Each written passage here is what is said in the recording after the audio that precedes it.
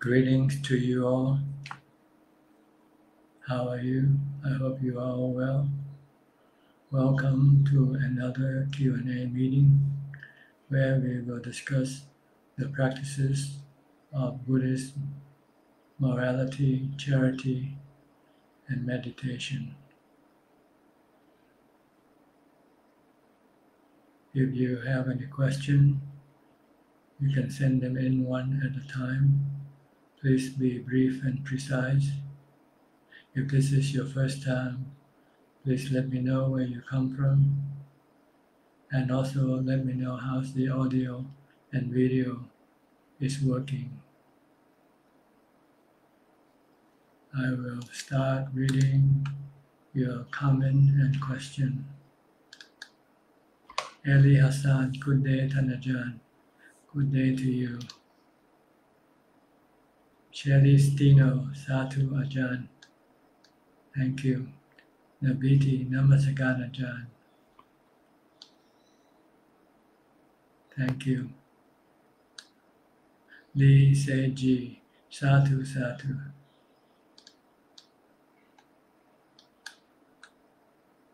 Kenneth Hunt, good morning, Ajahn. You are clear. Thank you. Michael Dooley. Isn't the desire to meditate a sign of discontent? If I'm content doing nothing, what is it that is making me want to meditate?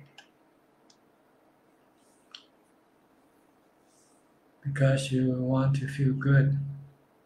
When you meditate, you feel good. So you can say that you're not feeling as good as you would be when you meditate. So you decide to meditate to make you feel better.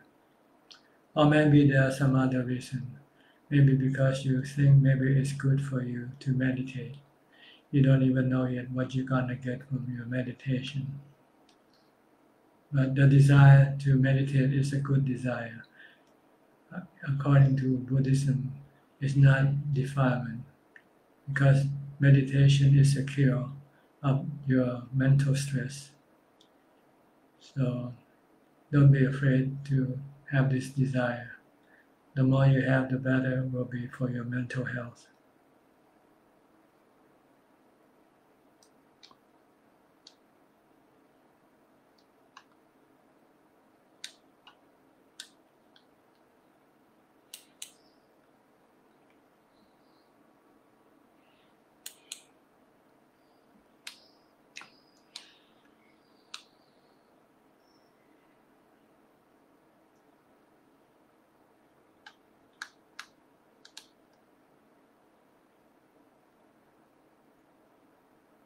Mary Ann, Satu Satu.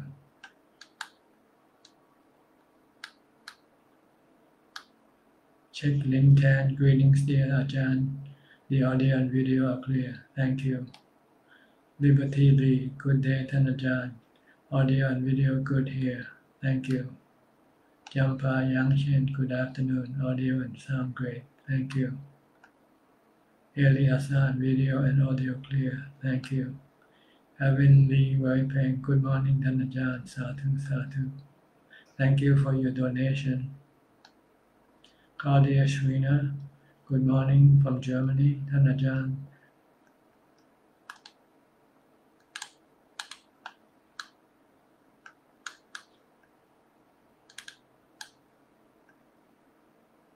Thank you for your teaching. Audio and video are very well. Thank you. Alvin Lee Waipeng, audio and video are clear. Thank you.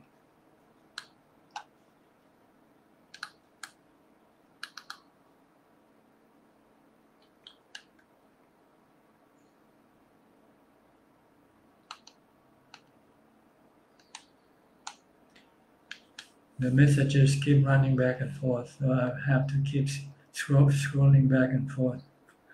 It seems to be moving quite quickly, maybe because of the messages coming in. So please excuse me if I'm kind of stuck searching for the message I just read and it's gone. I have to look for it again. Yulin Go, Satu Satu. Michael Dooley, thank you for your answer, Ajahn. You're welcome. Adeline Chin, good afternoon, Ajahn. Good afternoon to you. Pat Choi Chong, Satu Satu. Nanapat Pramsuo, Namaskaran with my respect. Thank you. Kenneth Tan Kiba, greetings Ajahn, may you be well and happy. Thank you. Buddhika Gitsiri, what was the experience mind stop and start again in meditation? It's normal for the mind to stop or start during meditation due to your mindfulness. When your mindfulness is strong, you can stop the mind. But when your mindfulness disappears, then the mind can start again. Your thought can start again. If you have strong mindfulness, you can stop your thoughts. But when your mindfulness weakens, then you start coming up again. Michael Dooley, should I try to cultivate wisdom, or will focus on just sila and samadhi naturally result in wisdom? Now you have to develop wisdom separately, but first you have to develop samadhi first. You want to have strong samadhi. You want to be able to enter into samadhi anytime you want and quickly and easily and stay in samadhi for a long time before you can go and cultivate wisdom. After you come out of samadhi, you can then contemplate on the anicca, dukkha, anatta nature of all things. So to teach your mind to let go of everything. Because if you attach to anything, you will be harmed, you will be hurt. Because things will not always remain the same. Things will change, things will deteriorate, and things will disappear sooner or later. But if you always know that this will be the case, then you will be prepared to accept the change, the disappearance of all things.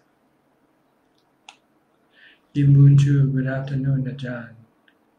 Good afternoon to you. Smiley Lane, Satu Satu. Thank you. Eddie Lam, Satu. Saying greeting Prajan and everyone, may all be well and happy. Thank you. Krishna, Andy Paramita, Satu Satu. Yulin Go, Satu Satu. Asoka Saniko, Satu Satu. Jimmy Jim, good afternoon Ajahn. Is it alright if I have no longer accepted the practice of performing rites and rituals, like what usually Buddhist people do? Thank you. May Ajahn be well always.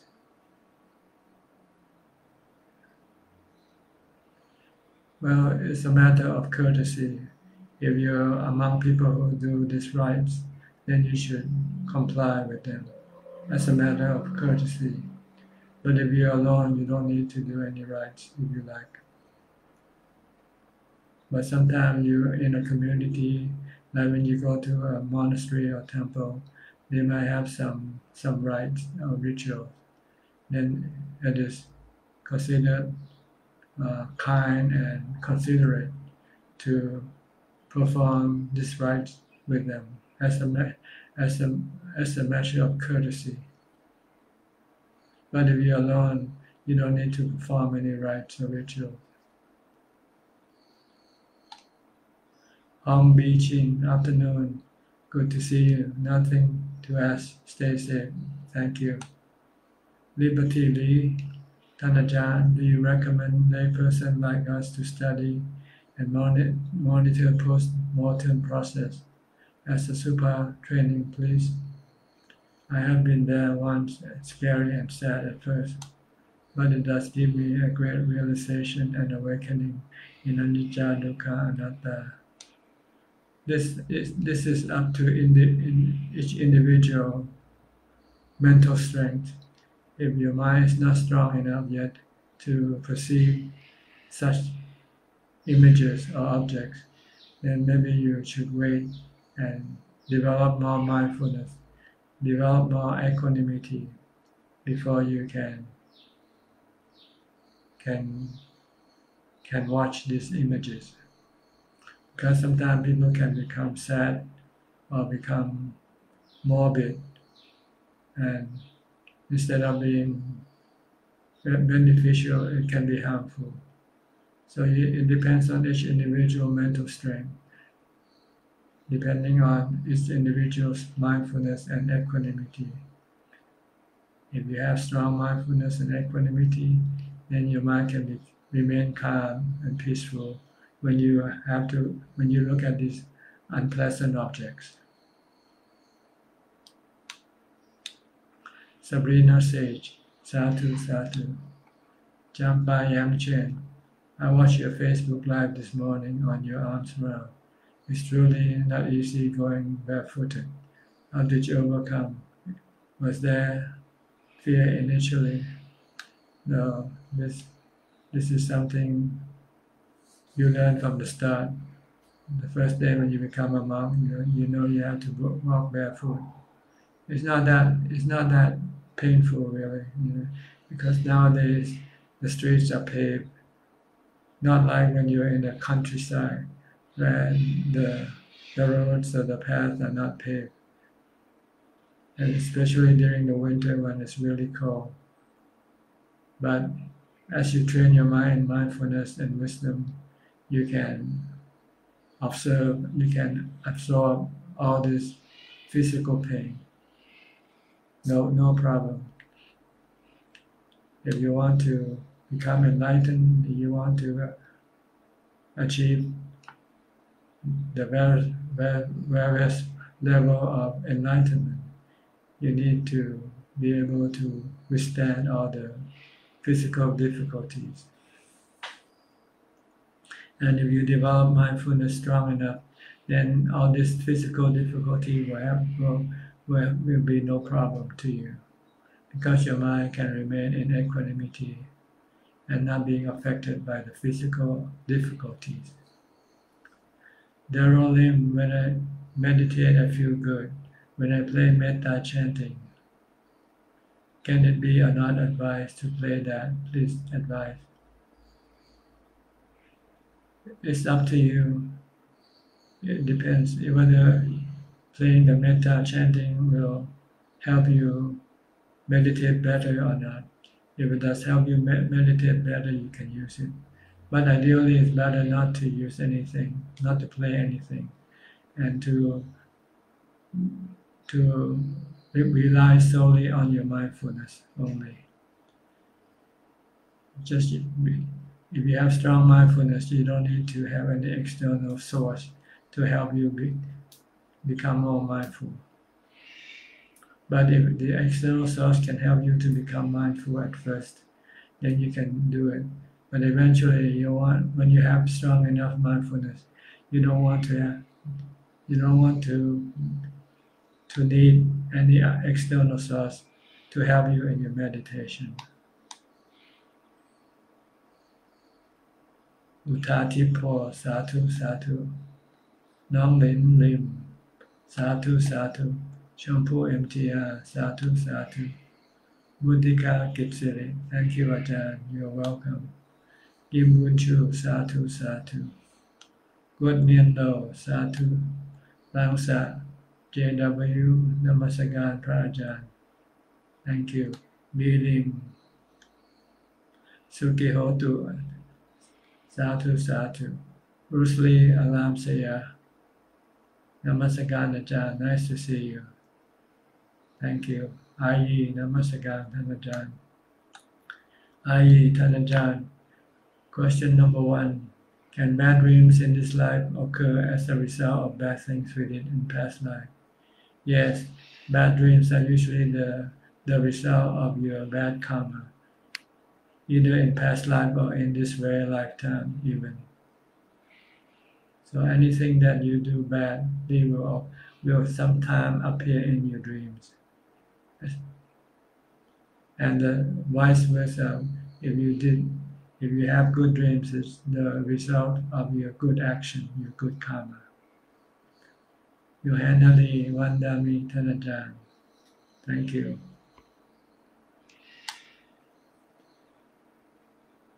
Okay, we have got through all the comments and questions, the first set, in about 15 minutes, 16 minutes time.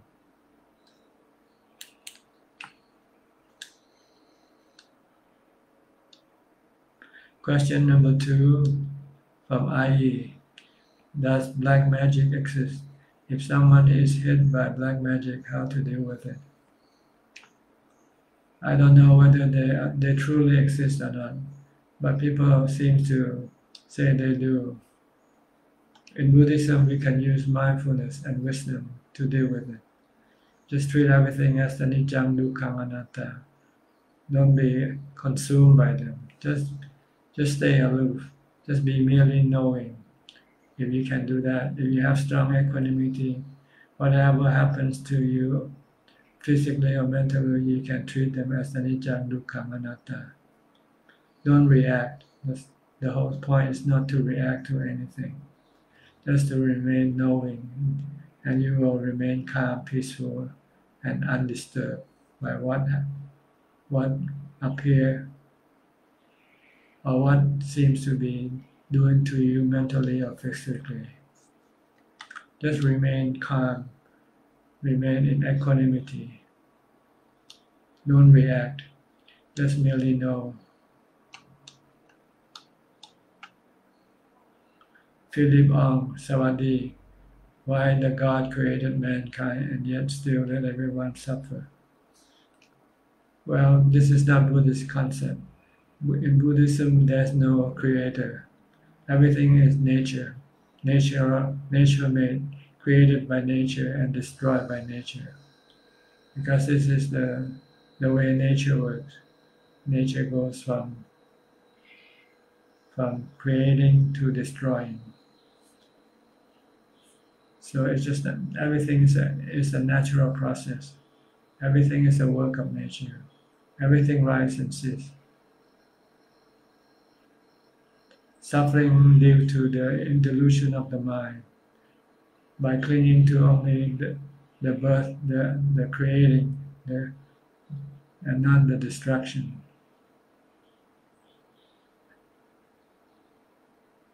There will be no suffering if you treat everything as the work of nature.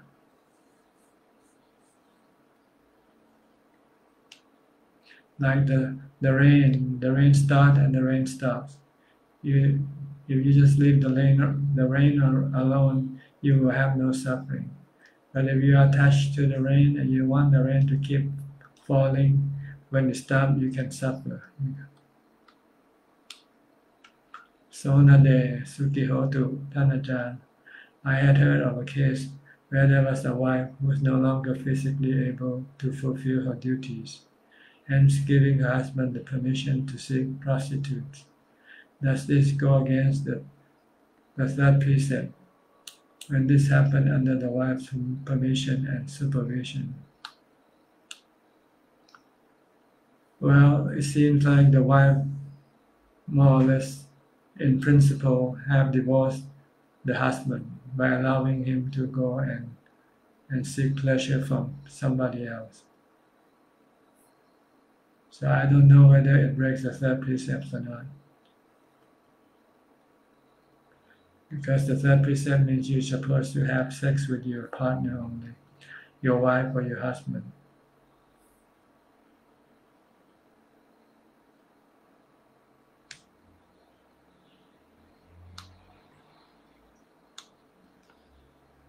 Q3, question 3 from IE. Does the Buddhist prayer table have to have candles? If so, what is the function spiritually? None at all. You don't need to have candles. When you pray or chant, you can pray or chant in the dark if you like. Liberty Lee, Ajahn. I have been listening to the teachings of Ajahn Chah. He mentioned our mind are full of Kaya Vayam, lust, hatred, delusion on a daily basis. Our mind is just so weak and vulnerable. Do we need a more secluded life to cultivate our mindfulness? If you have a seclusion, your cultivation of mindfulness will be easier and more productive than when you're not secluded. So it's up to you what you want. If you want lots of mindfulness, then it is helpful to be secluded. But if you cannot, then you will just have to accept your conditions and do as much as you can. Any rules, Sadhu, Ong Eng, Sadhu, Sabrina Sage. Why is loneliness become so difficult? Under loneliness, all these fears creeps in. When it's in small doses, it feels like blessing. Then it becomes so painful. Loneliness is the result of your desire to be around people, to have people accompany you, to keep you happy, to keep you company. This is because your mind have no happiness in itself. But if you can meditate and make your mind calm, you'll find peace and happiness within yourself. Then you will not feel lonely when you are alone. But if you don't know how to meditate and calm your mind, then this will happen every time when you are alone. You'll feel lonely, and it can be painful the longer you are lonely. So it's good to learn to meditate now, learn to develop mindfulness now, so that you can calm your mind and make your mind peaceful and happy when you are alone. And then you won't feel lonely anymore. Tony, Sadhu, Sadhu, Engek, Sadhu, Philip Ong, ขอบคุณมาก You're welcome. Suhien Tui, Sadhu.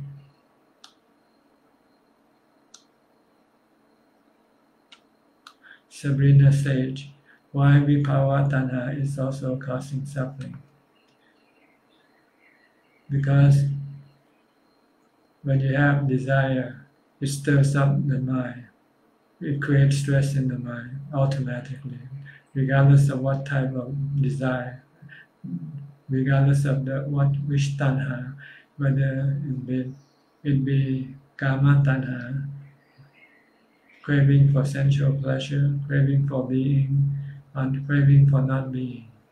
All these three cravings will create stress or dukkha in the mind automatically. I.e., question number 4. When we forgive people who are not nice to us, does it actually mean we realize our own mistakes? What is the correct way to forgive? No, it doesn't mean that you realized your own mistakes. It's just that you don't want to have you don't want to hold any grudge on anybody. That's all. Because holding grudge causes you stress, causes you agitation and restlessness. But when you don't hold any grudge, then your mind can become normal.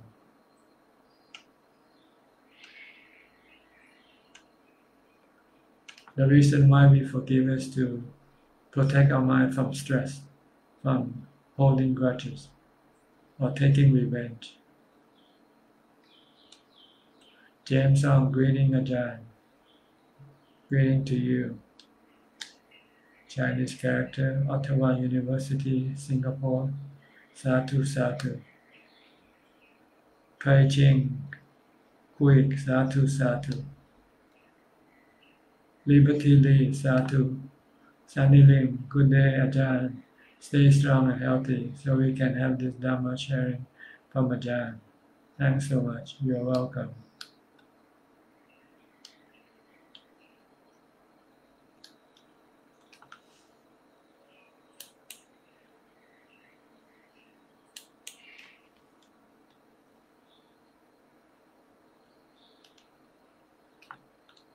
it's good to read your question and answer them. Gives me pleasure, enjoying it. So keep sending in your question.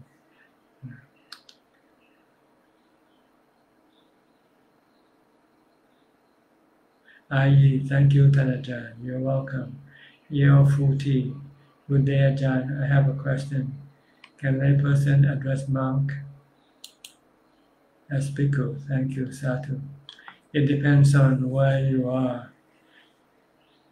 Each different location, each different country have different ways of addressing monks.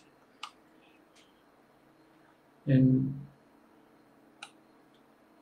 Thailand, there are several ways of addressing monks. You can call them Long Pa, Long Pi, depends on their age. If they're young, you can call them Long Pi, which means brother. Long Pa means father. Long Pu, Long Ta means grandfather. Ajahn means teacher. These are different ways of greeting monks in Thailand. Another way is Tan Ajahn. Tan means venerable. So this is the way in Thailand when we address monks. But I'm not sure about other countries. So you have to learn how each country use the way to address monk.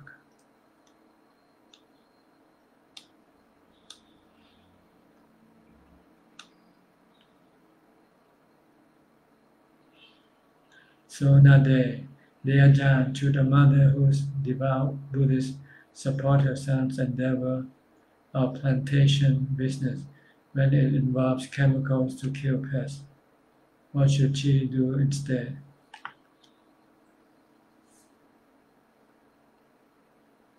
Well, if you want to be really devoted, then you just don't support him. You just let him do what he wants to do.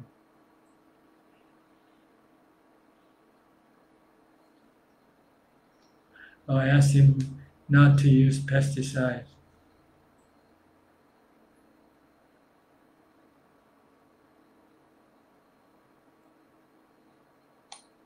Ayi Namasagan, Handy Box, good day Ajahn, good day to you. Liberty Lee, Tan Ajahn, I tend to think giving birth to children is an act of ignorance and selfish. Am I wrong, Sadhu?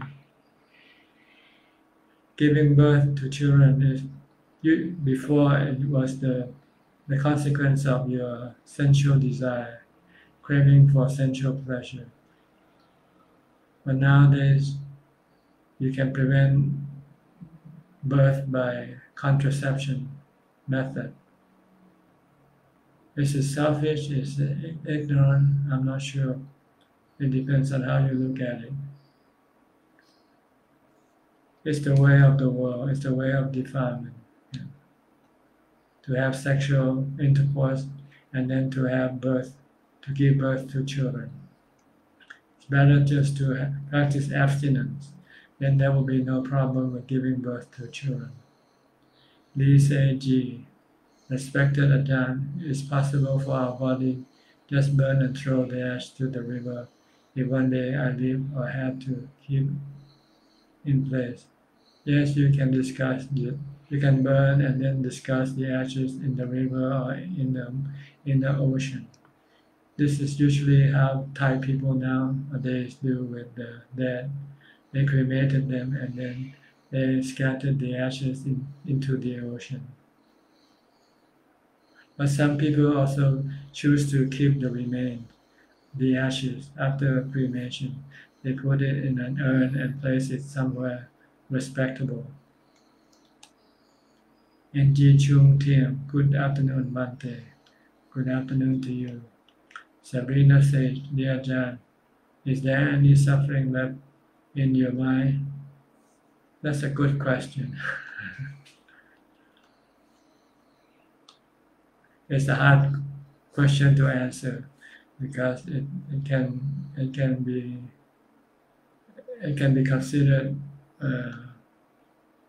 positive or negative. depends on the listener.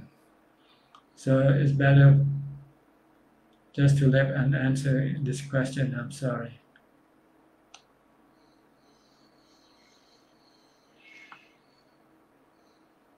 I can say that I'm pretty much content being who I am, what I am, and doing what I am doing right now.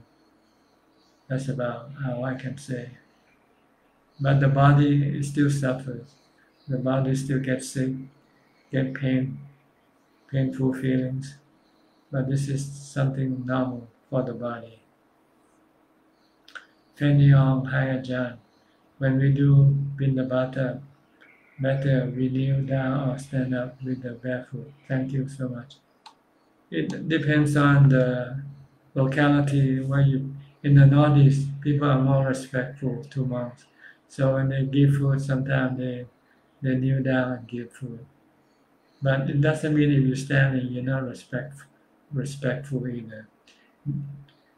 In central Thailand, people usually stand up and put food in the bowl. So it's okay both methods, whether kneeling down or standing up. Doesn't matter. But you should be barefoot. This is considered showing respect, because maybe during the time of the Buddha, if you put on shoes, it shows sign of disrespect. Punamitan, good day, Bhante. May you be well. Thank you. Lim Kwang, I have been meditating for 3 years. Daily things does not go well as my meditation not progress, and I become lazy to meditate. It's the nature of hindrance. You're not trying hard enough. You're not working hard enough with your mindfulness, that's all. If you are constantly mindful, then you'll find your meditation will be going well. So start with mindfulness. Try to remain mindful all the time, from the time you get up to the time you go to sleep. Then when you want to meditate, you'll find it easy and productive. Jim, Ajahn, a little sensitive question. Is it better to follow the Theravada way than Vajrayana Buddhism? It's like whether you want to buy a Mercedes-Benz or a Rolls-Royce. It's a personal choice, I guess. They are both vehicles that will take you to Nibbana. So it's up to you. You have to make the choice yourself. I made my choice of taking the Theravada path. Juliana U, Satu Satu. Liberty V, Satu Satu. Christine Coe. Ajahn, good day.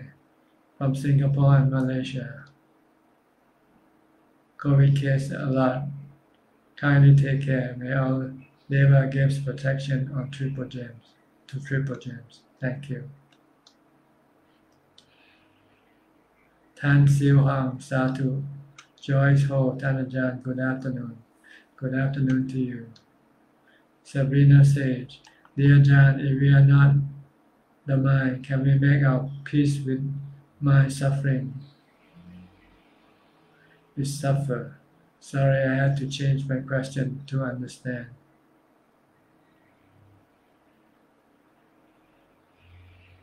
I don't understand your question. You say if we are not the mind, can we make our peace with mind suffering? If we suffer. I'm not sure what do you mean. Maybe can you resubmit your question again? Shelley Stino, how is it that more progress on the noble path and more I see the holy life as not possible for me, Ajahn?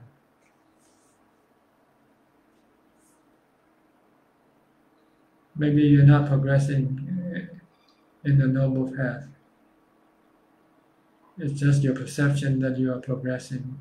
But if you really are progressing on your noble path, you will feel that you would want to have more time to do your practice.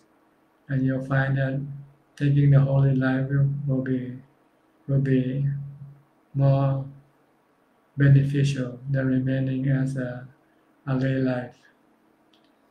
This depends on how much you have achieved in your meditation. If you have achieved a lot of meditation, then you want to have more time to practice. And in order to have more time to practice, the best way is to take the holy life. But I could be wrong, I don't know. For me, this is how it happened. When I started meditating, I feel good and I want to practice more. So the path for me is to take the holy life. But if you can advance in your present path, then who knows, you might not need the holy life as long as you're progressing, and that's the most important thing. Not which type of path you want to take.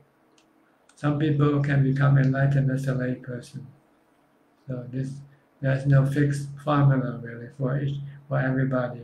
You have to find the path yourself. Tommy Chai Songkram, Ajahn, thank you. Hope your Vasa is good well. Thank you. Sabrina Sage, make our peace with the mind and let it suffer its course. If you can do that, that'll be enlightening. See? Can you persevere? Can you endure the suffering? That's the problem. If you can remain calm and then let everything be, then you can then let the mind suffer. Sherry Stino, Anumodana Thanajan. Back to Sabrina's question. It's better to calm your mind when the mind suffers, because when you can calm your mind, the suffering disappears. But if you let the mind suffer, it might get to the point where you want to commit suicide. That's what people do when they cannot get rid of the suffering in the mind. But if you can remain calm and let the mind suffer, then that's another alternative, I guess. The problem is, can you remain calm, peaceful, and happy while the mind suffers or not? Amy Chinawong, Namaskaran Ajahn. Today I didn't go give food to the monks. My daughter has COVID for the second time. Me and my son are healthy. I hope she gets well soon. Patsy Chong, Sadhu Sadhu. Sadhu Sadhu.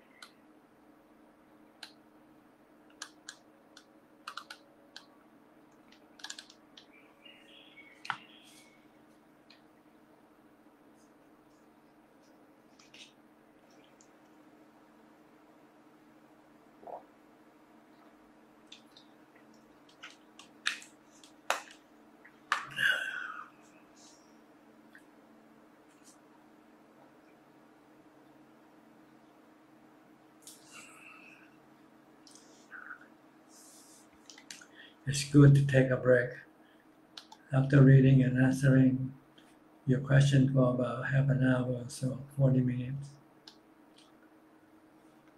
So you can still send in your question if you have more questions.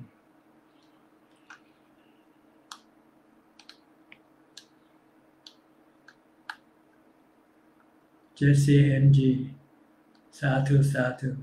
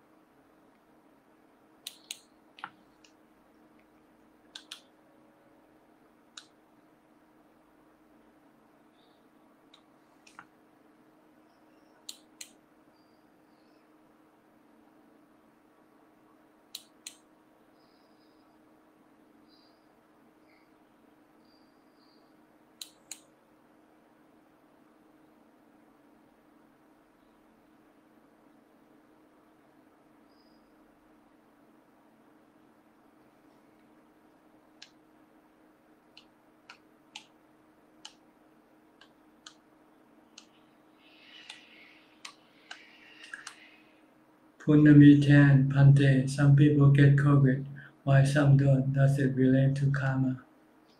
Karma means action. So whatever you do, this is karma. See, physical, um, oral, and mental. So when you go to a pub, to a bar, this is also considered to be karma. You go to the market, you go meet people, you put on your mask or you don't put on your mask. These are all karma. So everything that happens to you, part of it is because of your action, your own action.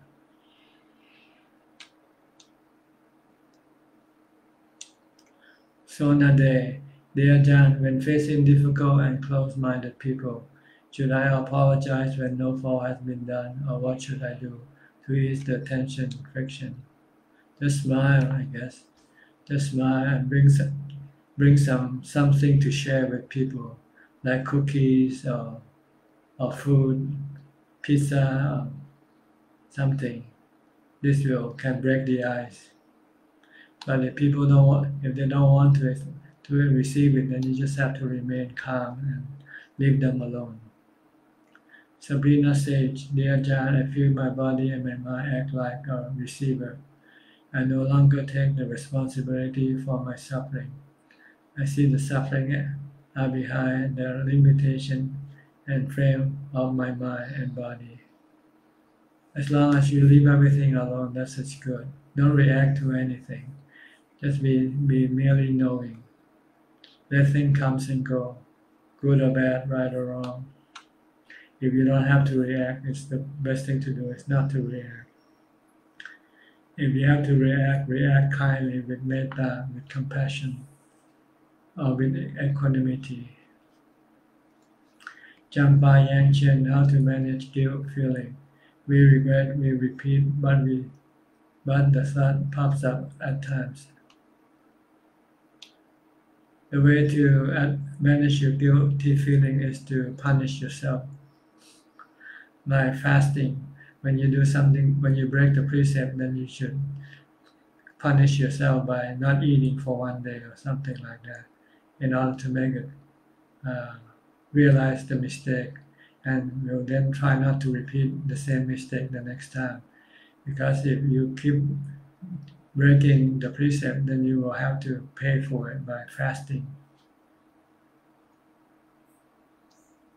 Christine Coe, Ajahn, kindly advise, is it individual preference to address a monk as Long Po, Long Po?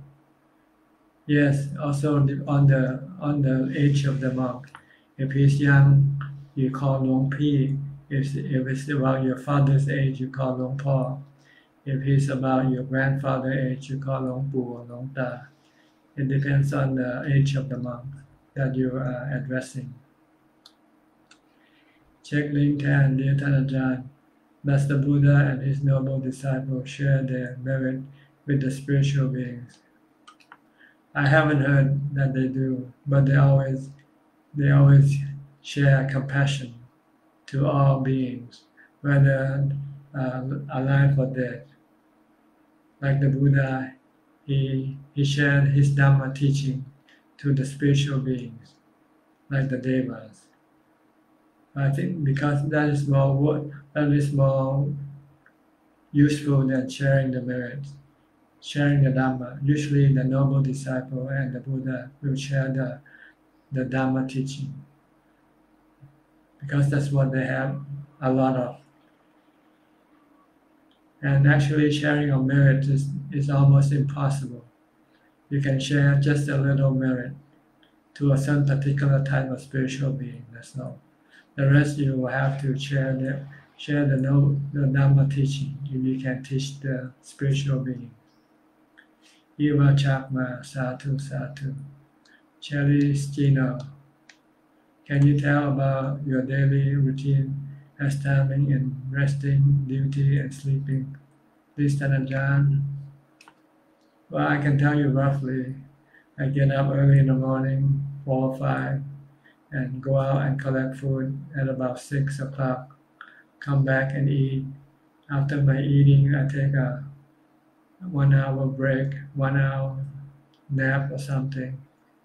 Then I get up and do my routine, my work, whether meditating or do some other thing. Until in the evening, I bathe and then I do some walking meditation. And then I do more meditation or do some other work. And go to bed around 10 o'clock or 11, depends. Or even earlier. No fixed time really. And get up in the morning again, 4 or 5, meditate or do other thing, and then go to collect food again in the morning. That's about all I do every day. Handy box, Ajahn, waiting to be free of suffering and not to be reborn again. Is this considered craving too? Thank you. No, this is considered to be a good resolution, atithana resolution, to be free from suffering. It's not considered to be craving. If it's craving, it's positive craving, not the negative craving. So Nade, thank you ท่านอาจารย์ พรสรุปพลสรุปนมัสการอาจารย์ from Chiang Rai. Thank you. Sadhu sadhu. Savante sadhu sadhu. Geng Yen So, dear ท่านอาจารย์ greeting from Penang. Thank you. Punami Tan, Bante. If someone important in our life left without any closures, leaving many doubt if he will come back, or any intention to continue with me, what should I do? You just don't have to do anything, just let it be. If he's gone, he's gone. If he comes back, come back. You don't need to make any decision. You just continue on. If he's not here, then you just consider he's not here and leave as just as it is. And if he comes here, then you can reconnect and then decide what to do next.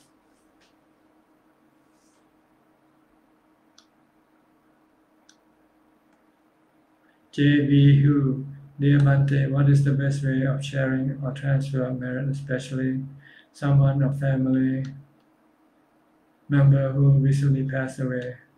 According to the Buddha, for lay people is to give dana, do some charity, and then you can share the merit from charity for the departed ones. Christine Goe, dear Ajahn, if such, can I address as Long Pa as respect?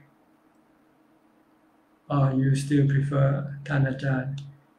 It doesn't matter with me how you address me, really. You can address me any way you want. It's just a way of addressing, that's all. So no big deal. Call me anything you want.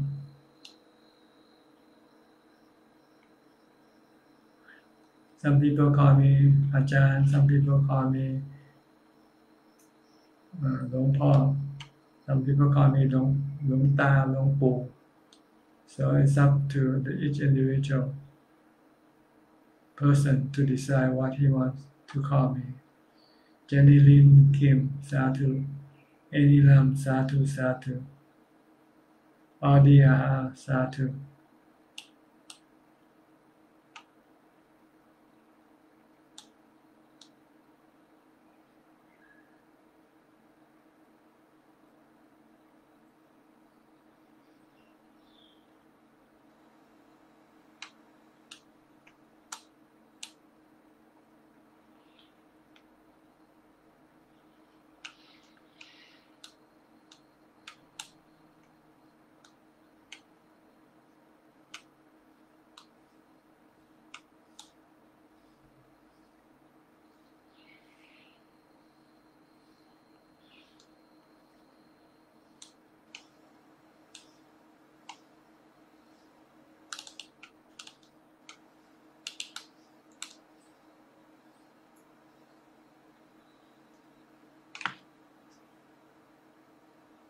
We have about 8 minutes left before we will end this meeting.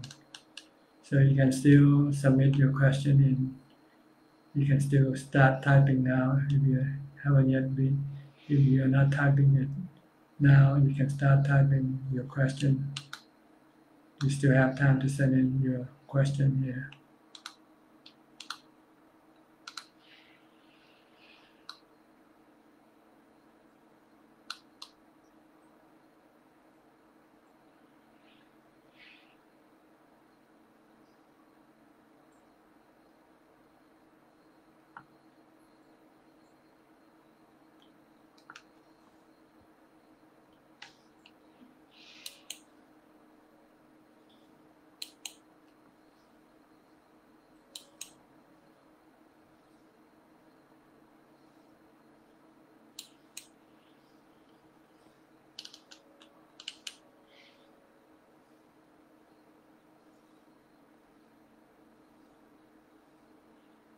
Christine Goe, okay, thanks.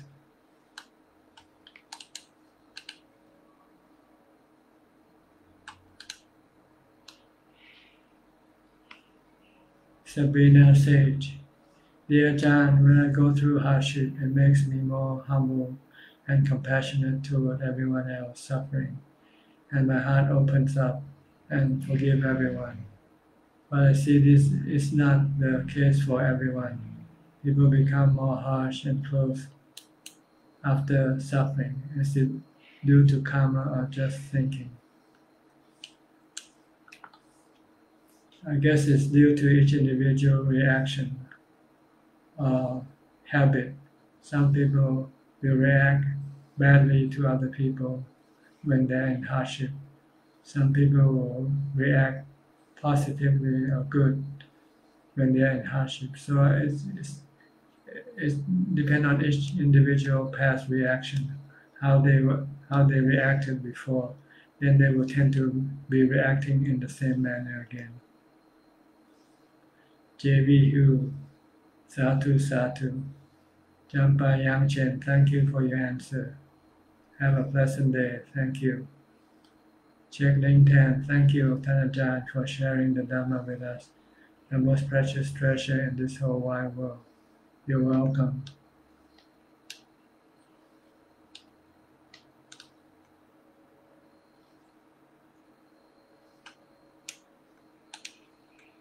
It must be late for you, check. What time is it now? Oh, about 10 o'clock? Okay, 10:30. Celestino, more than any other title, the one I see more fit for the ones helping others on the noble path, as you do, Tan Ajahn. It is to address you as my Kalyanamita or brother in the Dhamma. Yes, you can address me like that if you like. No problem.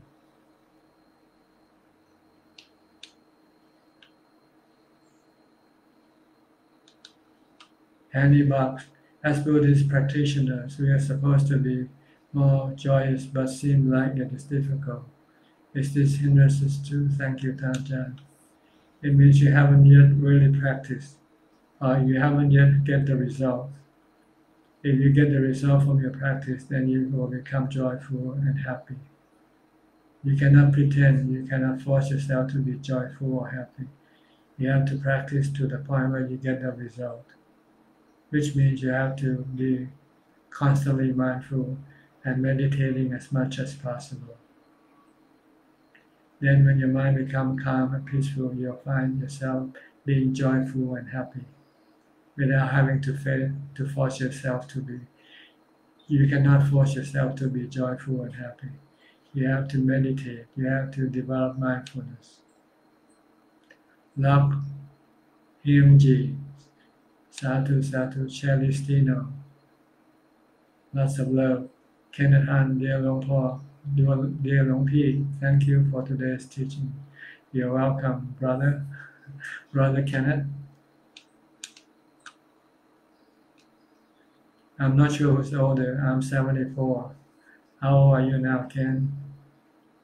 Kim Chua, Tan Ajahn and all in Dhamma, Satu Satu.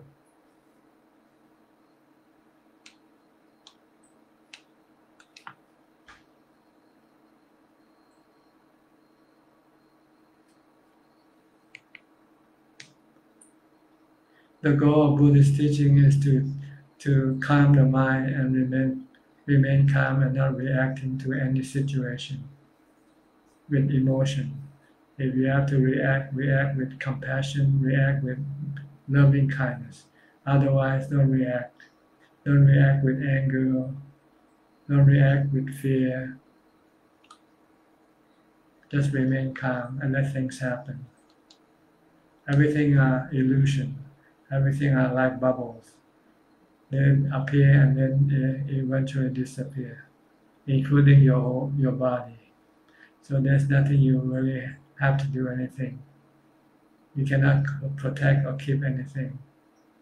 We're all gonna lose everything. So no need to fight to protect anything. We cannot protect anything. We cannot keep anything. Everything will come to pass sooner or later. Keep mature. Thank you, Ajahn, and all in Dhamma. Penny on, dear Ajahn, what is example about clinging to rites and rituals? Silapata paramasa and skeptical indecision, Vichikitsa. Thank you so much. To clinging to rites and ritual means to use them as a way of getting rid of your suffering. And Vichikitsa means you still don't truly believe in the Buddha, Dhamma, and Sangha. You still go to see a fortune teller, for instance. This is called Vichikitsa. If you truly believe in the Buddha, Dhamma, Sangha, then you believe on the law of karma. That's all you need to believe in. Your suffering or your happiness come from your good or bad karma. So if you want to have happiness, do good karma. If you want to get rid of your suffering, stop doing bad karma. That's all you have to do. J.V. Hill, dear Ajahn, should a person study Abhidhamma to be able to be enlightened? Not necessarily. I never studied the Abhidhamma.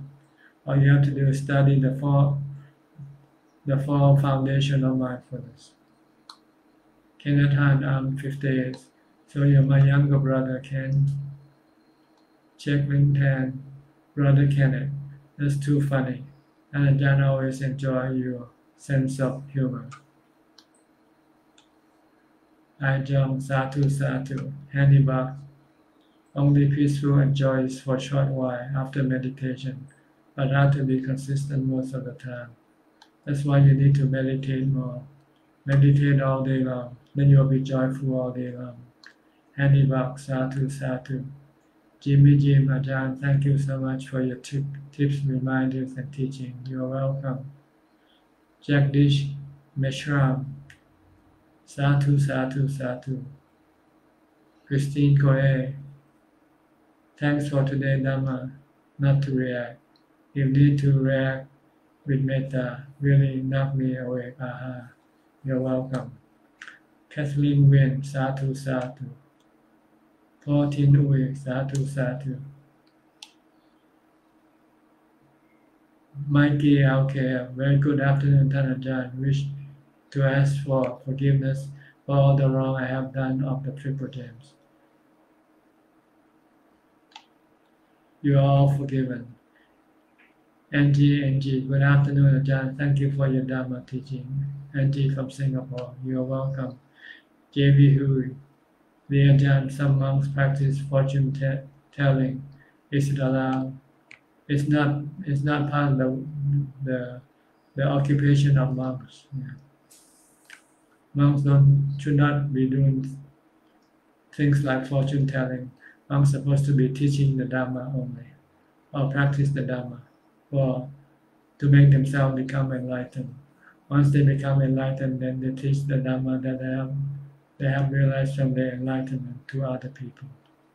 That's the occupation or the work of monks, not fortune telling. But in Thailand, somehow people think that it's okay for monks to do fortune telling, because people still need fortune tellers, and they think monks are better fortune tellers.